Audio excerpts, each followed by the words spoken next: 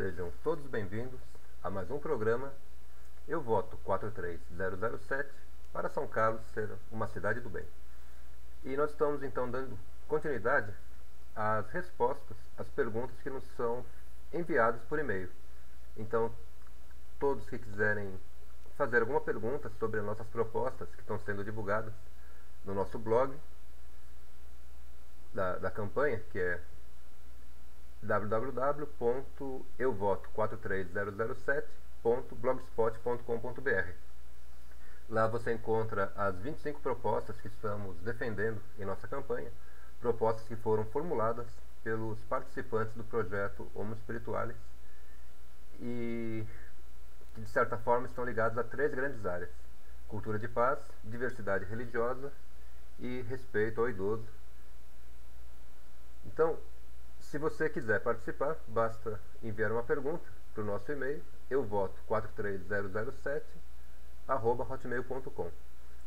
E lembrando apenas que nossa campanha ela é feita sem custo nenhum, é uma campanha a custo zero.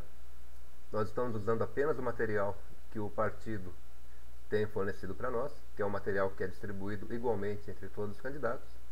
Então, os cardor são aqueles adesivos para carro e outros materiais, panfletos, são apenas aqueles que o partido fornece. Nós não estamos gastando nem um centavo em nossa campanha. E então, inclusive, a lei eleitoral ela proíbe, por exemplo, que o candidato ele pague alguém para colocar no seu carro um adesivo, proíbe que o candidato pague, por exemplo, de gasolina para a pessoa andar com o carro. Tudo isso seria propaganda ilegal, ou seria um fato irreal. Vamos voltar aqui. Seria ilegal. A pessoa teria que espontaneamente apoiar uma candidatura. Então, se você conhece algum candidato que está fazendo isso, pagando para as pessoas, pagando gasolina para as pessoas que colocaram adesivo no carro, você pode fazer uma denúncia para o juiz eleitoral, porque essa prática é ilegal. Então, nossa campanha ela é totalmente gratuita. As pessoas que colocam adesivo no carro são porque apoiam nossa campanha e estão auxiliando voluntariamente.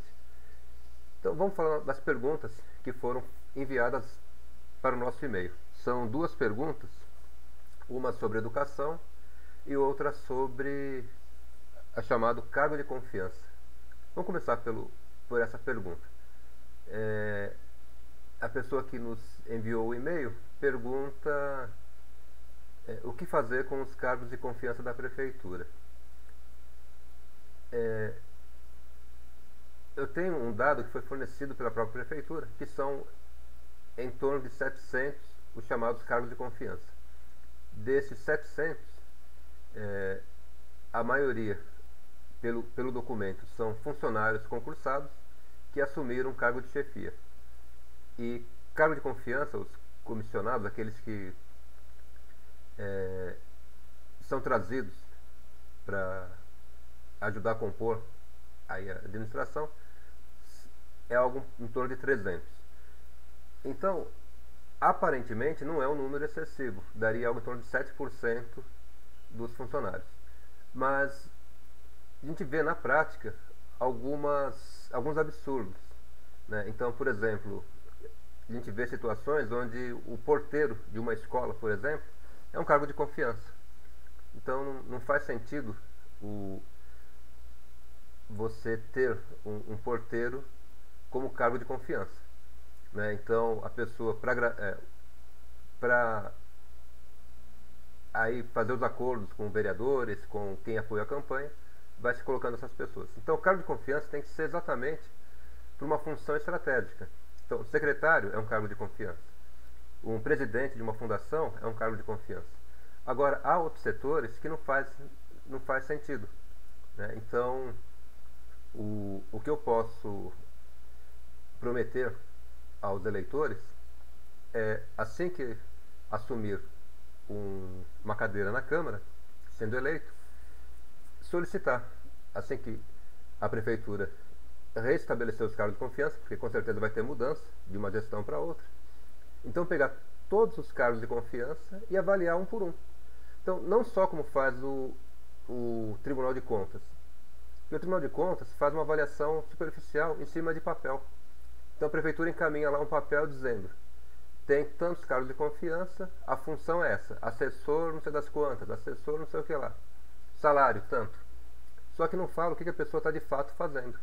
Então o que eu quero fazer é pegar essa lista, assim que forem estabelecidos aí, distribuídos esses cargos, pegar um por um e analisar o que a pessoa está fazendo. Então vamos dizer que a gente pega lá um determinado nome, vê lá, fulano de tal, assessor não sei das quantas. Tá, onde ele trabalha? Ah, ele está na escola X, trabalhando como porteiro. A gente vai questionar, por que a prefeitura vai colocar para um cargo de porteiro, um cargo de confiança? Por que não se tem um concurso e aquela pessoa concursada vai assumir esse cargo? Então a gente vai fazer isso, pegar um por um e ver. Se for realmente compatível, fala, olha, tal pessoa assumiu a coordenação de um determinado órgão. A pessoa tem formação, tem competência, tem experiência na área e vai fazer um trabalho técnico. Ótimo, né? Não há o que questionar.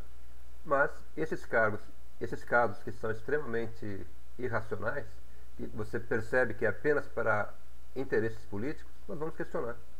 Né? Então, não é porque o partido ao qual eu pertenço está coligado com o partido que administra a cidade, e se porventura ganhar, a gente vai fazer corpo mole, não. A gente vai trabalhar para que o trabalho seja realmente voltado para valorizar o funcionário público, né? Valorizando positivamente os funcionários. Então, casos como esse, a gente vai ter que questionar e pedir para a prefeitura esclarecer por que está colocando um porteiro, usando, né, um cargo de confiança para alguém ser um porteiro. Não faz muito sentido. Então, em relação aos cargos de confiança, o que eu posso prometer é justamente isso. Verificar nome por nome, ver a função, ver o que a pessoa está fazendo e a partir daí, então, pedir esclarecimentos à prefeitura para que apenas as pessoas que estão exercendo um cargo realmente estratégico na prefeitura sejam de confiança e não cargos que podem ser preenchidos através de concurso público. Vamos ver, a segunda pergunta é sobre educação. Então, o eleitor está perguntando sobre as duas propostas que eu apresentei, sobre o ensino optativo de Esperanto e o ensino optativo de ensino religioso. E também sobre a distribuição da carga horária dos professores, que, por uma lei federal, 1/3 da jornada deveria ser para preparação de aula. Então, isso é realmente verdade. Existe uma lei federal que já estabelece que 1/3 da jornada do professor tem que ser para preparação de aula. Então, vamos dizer, se um professor tem uma carga horária de 30 horas, não é para ser 30 horas em sala de aula, seria 20 horas em sala de aula e 10 horas para preparar as suas aulas. Uma jornada de 21 horas, o professor teria 14 em sala de aula e 7 para preparar a aula. Então a gente vai também cobrar da prefeitura isso, que de fato se coloque em prática essa lei, né? Que os professores tenham esse direito que é garantido por uma lei federal, seja implementada aqui na cidade. E podemos até aprofundar essa questão discutindo outros aspectos, porque, por exemplo, uma educação de qualidade não é feita somente em sala de aula. Então, uma escola pode ter também atividades complementares. São, por exemplo, um trabalho intergeracional. Então, a escola envolvendo crianças, idosos, adultos, um trabalho intergeracional. Os programas transversais, que são feitos transversais e transdisciplinares, envolvendo professores de várias áreas. Então, esses trabalhos ficam difíceis de serem feitos por essa visão fracionada da escola, né? Tem os horários para cada disciplina. Então, a gente poderia até pensar mais ou menos assim: 1/3 da jornada para a preparação de aula E desses 2/3 restantes, vamos dizer mais ou menos assim, teria que pensar, obviamente, mas vamos dizer 2/3 em sala de aula e 1/3 para atividades complementares, que seriam atividades feitas visando essa construção transdisciplinar, multidisciplinar e transdisciplinar. Então a gente pode discutir com os professores, discutir com a Secretaria de Educação e fazer alguma proposta, no primeiro momento, garantindo que 1/3 da jornada seja para a preparação de aula e depois discutindo que os 2/3 restantes não fique somente para a aula disciplinar, mas que tenha um tempo também disponível para esses trabalhos complementares, para atividades complementares, que são importantes e que, se a gente for ver, é o que realmente o aluno gosta, é onde realmente há um aprendizado, né, nesses momentos de integração entre as disciplinas, de integração entre os professores. Eu tenho que ser meio rápido porque o YouTube só aceita vídeo até 15 minutos, pelo menos por enquanto nesse canal. Então, outra questão é sobre o ensino optativo do Esperanto e do ensino religioso escolar. No caso do ensino religioso escolar, já tem uma lei federal que estabelece um ensino não proselitista, não voltado para a doutrinação, mas que seja voltado para transmitir valores e ajudar a difundir a diversidade religiosa, né? Garantir o direito de cada um ter a sua religião. Então já existe uma lei nesse sentido. O que falta é implementar aqui na cidade. Existem os cursos de Ciências das Religiões, infelizmente São Carlos não tem. Nós temos aqui a USP, a Federal e várias particulares, mas nenhuma dessas instituições tem um curso de Ciências das Religiões. Mas nós temos a Unicamp, temos em outras cidades, em outras federais. Então a gente poderia ter um trabalho para a formação de professores. A gente poderia fazer um acordo com alguma universidade federal que tenha o curso de Ciências das Religiões e fazer um curso à distância para a formação do professor que vai assumir essa disciplina de ensino religioso escolar, fazendo cumprir a lei. Então a lei já existe e fala de um ensino não proselitista e não doutrinário. Agora, no caso do Esperanto, nós temos aqui na cidade já alguns grupos estabelecidos que poderiam fazer um trabalho voluntário.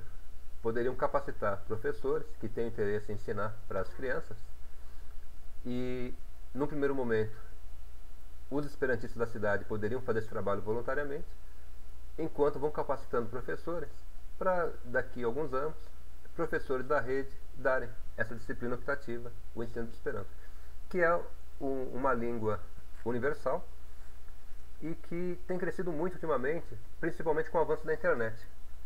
Quem jogar no YouTube, no Google Esperanto, no próprio YouTube, a palavra Esperanto, vai aparecer vídeos do mundo todo, na China, na África, em Cuba, na Europa, no Brasil. Então o Esperanto cresceu muito depois que a internet se popularizou. E é uma língua interessante porque ela é voltada para a paz. Porque não é uma língua já falada por algum grupo. É uma segunda língua que estabelece uma relação horizontal entre as pessoas, entre os falantes. Sem falar na filosofia que está por trás, que é de companheirismo, de solidariedade. Então há muito intercâmbio entre os esperantistas. Então não é somente a língua, mas é a filosofia que está por trás desse projeto. E então, quanto mais pessoas souberem e fizerem parte dessa filosofia, mais pacífica será a sociedade, mais amorosa será a sociedade. Já estou vendo aqui, já são 14 minutos. Para o YouTube aceitar o nosso videozinho, eu vou ter que parar por aqui, não ultrapassar o nosso tempo. Então agradeço a todos que participaram e continue mandando perguntas para nós, através do e-mail euvoto43007@hotmail.com. E a sua dúvida, sua questão será respondida aqui na internet. Então tenham todos um ótimo final de semana e até um próximo programa.